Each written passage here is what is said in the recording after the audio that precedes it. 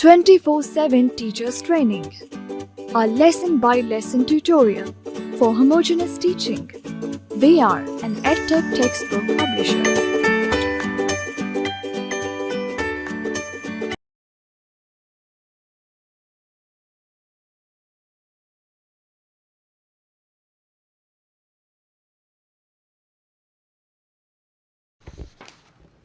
بسم اللہ الرحمن الرحیم. السلام علیکم محترم ٹیچر.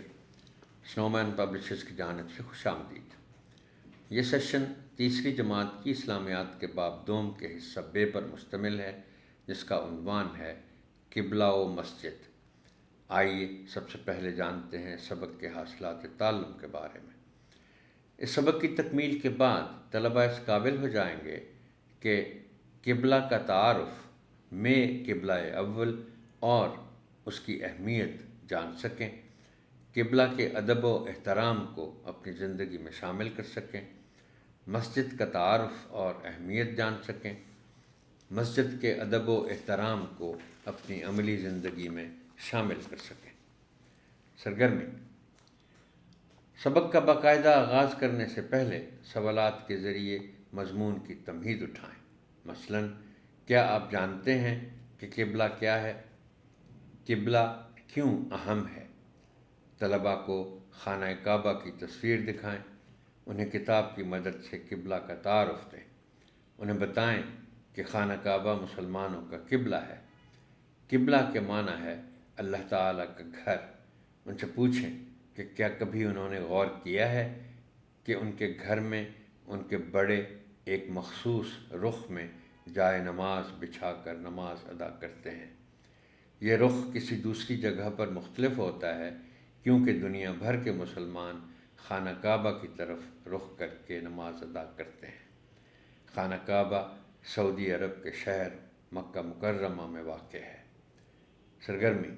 طلباء کو قبلہ کمپس دکھائیں اور بتائیں کہ یہ قبلہ کی سمت معلوم کرنے کے لیے استعمال کیا جاتا ہے. اس کے بعد طلباء کی گروہ بندی کریں اور انہیں کمرہ جماعت میں مختلف سمتوں میں کھڑا ہونے کو کہیں. پھر ہر گروہ کو باری باری قبلہ کمپس دیں اور قبلے کا رخ معلوم کرنے کا کہیں. کتاب کی مدد سے طلباء کو قبلہ کی اہمیت و فضیلت کے بارے میں بتائیں. اس کے بعد ان سے کہیں کہ وہ کتاب میں دی گئی قبلہ کی اہمیت کی پڑھائی کریں. سرگرمی. طلباء کے ساتھ مل کر خانہ کعبہ اور مسجد حرام کا ماڈل تیار کریں. طلباء کو مسجد اقصیٰ کی تصویر دکھائیں. کتاب کی مدد سے انہیں مسجد اقصیٰ کی اہمیت کے بارے میں بتائیں. کتاب کی مدد سے طلباء کو قبلہ کے آداب کے بارے میں بتائیں. طلباء کے ساتھ یہ آداب 2 سے 3 مرتبہ دہرائیں.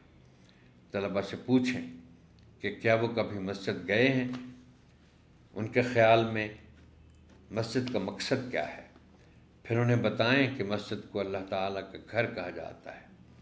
مسجد کے معنی سجدہ کرنے کی جگہ ہے. اس کے بعد طلباء سے کہیں کہ وہ کتاب میں موجود مسجد کا تعارف کی پڑھائی کریں. سرگرمی.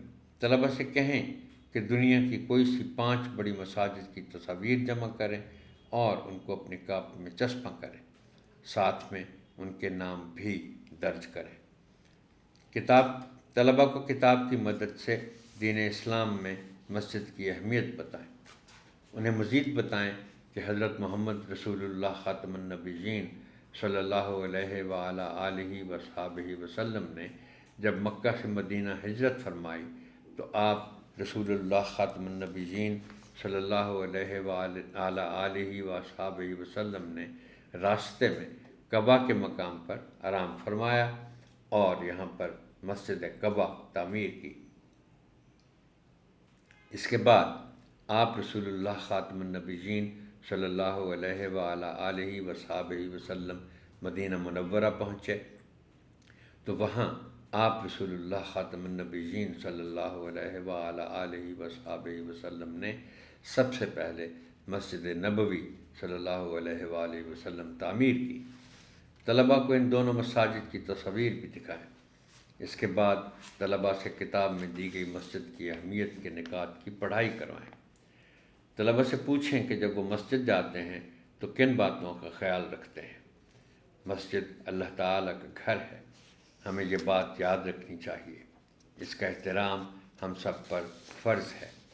اس کے بعد کتاب کی مدد سے طلبہ کو مسجد کے احترام کے بارے میں تفصیل سے بتائیں۔ مسجد میں داخل ہوتے وقت اور نکلتے وقت کی دعا بورڈ پر تحریر کریں اور طلبہ کے ساتھ 3 مرتبہ دہرائیں۔ سرگرمی: مسجد میں داخل ہوتے وقت اور نکلتے وقت کی دعا چارٹ پر لکھ کر کمرہ جماعت میں آویزاں کریں۔ پڑھائے گئے سبق سے متعلق طلبہ کی جانچ کے لیے ان سے پوچھیں کہ قبلہ کیا ہے، اسلام میں مسجد کی کیا اہمیت ہے۔ گھر کے کام کے لیے طلبہ کو مسجد میں داخل ہونے اور نکلتے وقت کی دعا یاد کرنے کا کہا جا سکتا ہے۔ محترم ٹیچر، آپ کی سماعت کا شکریہ۔ اللہ حافظ۔